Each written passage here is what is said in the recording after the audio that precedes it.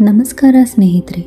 HMPV virus ಬಗ್ಗೆ ಆತಂಕ ಪಡುವ ಅಗತ್ಯವಿಲ್ಲ ಎಂದು ಸಿಎಂ ಸಿದ್ದರಾಮಯ್ಯ ಹೇಳಿದ ಬೆನ್ನಲ್ಲೇ ಕರ್ನಾಟಕದಲ್ಲಿ ಈ ವೈರಸ್ ಟೆಸ್ಟ್ ಕಡ್ಡಾಯವಲ್ಲ ಎಂದು ಆರೋಗ್ಯ ಇಲಾಖೆ ತಿಳಿಸಿದೆ. ಜ್ವರ, ಕೆಮ್ಮು ಇದ್ದು ಆಸ್ಪತ್ರೆಗೆ ಹೋದವರೆಲ್ಲ HMPV ಟೆಸ್ಟ್ ಅಗತ್ಯವಿಲ್ಲ ಎಂದು ಇಲಾಖೆ ಹೇಳಿದ್ದು, ಈ ಬಗ್ಗೆ ಅಧಿಕೃತ ಪ್ರಕಟಣೆ ಹೊರಡಿಸಲಿದೆ. ಕರ್ನಾಟಕದಲ್ಲಿ HMPV ವೈರಸ್ ಟೆಸ್ಟ್ ಕಡ್ಡಾಯವಲ್ಲ ಎಂದು ಆರೋಗ್ಯ ಇಲಾಖೆ ಆಸ್ಪತ್ರೆಗೆ ಹೋಗುವವರಿಗೆ ಸೂಚನೆ ನೀಡಿದೆ. ಜೊತೆಗೆ ಖಾಸಗಿ ಲ್ಯಾಬ್ ಹಾಗೂ ಖಾಸಗಿ ಆಸ್ಪತ್ರೆಗಳ ಮೇಲೆ ಇಲಾಖೆ ನಿಗಾ ಇಡುವುದಾಗಿ ತಿಳಿಸಿದೆ. HMPV ವೈರಸ್ ಟೆಸ್ಟ್ ಮಾಡಿಸಿಕೊಳ್ಳಿ ಎನ್ನುವವರ ಮೇಲೆ ಹದ್ದಿನ ಕಣ್ಣು ಇಡಲು ನಿರ್ಧರಿಸಿದೆ.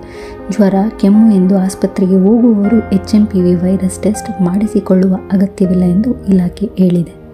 ಈ ವಿಚಾರವಾಗಿ ಇಂದು ಸಂಜೆಯೊಳಗೆ ಆರೋಗ್ಯ ಇಲಾಖೆ ಅಧಿಕೃತ ಪ್ರಕಟಣೆ ಹೊರಡಿಸಲಿದೆ ಎಂದು ಮೂಲಗಳು ತಿಳಿಸಿವೆ.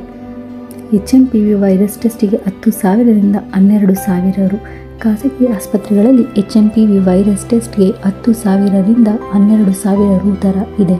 ಹೀಗಾಗಿ ಟೆಸ್ಟಿಗೆ ಅಗತ್ಯ ಇಲ್ಲ ಎಂದು ಇಲಾಖೆ ಪ್ರಕಟಣೆ ಹೊರಡಿಸಲಿದೆ ಎಂದು ಮೂಲಗಳು ಹೇಳಿವೆ.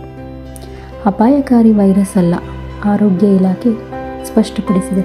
ಸಾಮಾನ್ಯವಾಗಿ ಚಳಿಗಾಲದಲ್ಲಿ ವೈರಸ್ ಕಾಣಿಸಿಕೊಳ್ಳುವುದು ಸಹಜ. ಅದಕ್ಕಾಗಿ ಸರ್ಕಾರಿ ಆಸ್ಪತ್ರೆಗಳಲ್ಲೂ HMPV ಟೆಸ್ಟಿಗೆ ಮಾಡುವುದಿಲ್ಲ.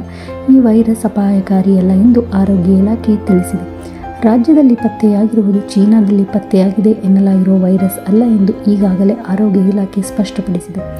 ಮುಖ್ಯಮಂತ್ರಿ ಸಿದ್ದರಾಮಯ್ಯ ಕೂಡ ಆರೋಗ್ಯ ಇಲಾಖೆ ಜೊತೆ ಸಭೆ ನಡೆಸಿದ್ದು, ಜನರು ಆತಂಕಕ್ಕೊಳಗಾಗುವ ಅಗತ್ಯವಿಲ್ಲ ಎಂದು ಸ್ಪಷ್ಟಪಡಿಸಿದ್ದಾರೆ.